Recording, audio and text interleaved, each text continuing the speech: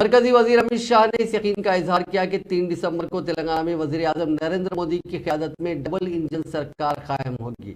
वो आज आदिलाबाद के दौरे पर डाइट कॉलेज ग्राउंड में बीजेपी के जलसे आम से मुखातिब करते हुए कहा कि तेलंगाना में बीआरएस का इंतखाबी निशान कार है और उसका स्टीयरिंग एमआईएम के हाथ में है और एमआईएम अपनी मर्जी के मुताबिक स्टीयरिंग घुमा रही है।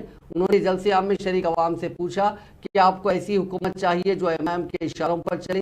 उन्होंने अवाम पर जोर दिया कि वो आने वाले इंतखाबात में बीआरएस और एमआईएम को उखाड़ फेंक दे और नरेंद्र मोदी की डबल इंजन सरकार तेलंगाना में बनाए।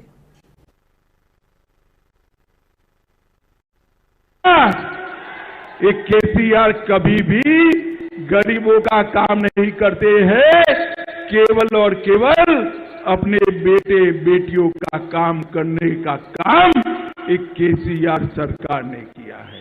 माताओं, भाइयों, बहनों, मुझे बताओ, एक कश्मीर जो है हमारा है या नहीं है? जोर से बोलो, हमारा है या नहीं है? धारा 370 हटनी चाहिए थी या नहीं हटनी चाहिए थी? ये इंडी गठबंधन वाले, कांग्रेस पार्टी वाले, केसीआर, ये सारे लोग धारा 370 को बचाकर बैठे थे।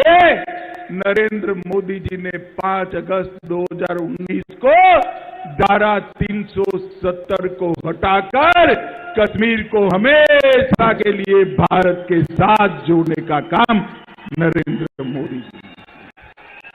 मुझे बताओ युवाओं, अयोध्या में राम मंदिर बनना चाहिए या नहीं बनना चाहिए?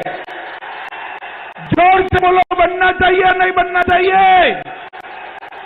एक कांग्रेस पार्टी आजाद हुए तब से राम मंदिर के मुद्दे को लटका रही थी, भटका रही थी, अटका रही थी। मोदी जी ने एक दिन सुबह इसकी नींव डाल दी और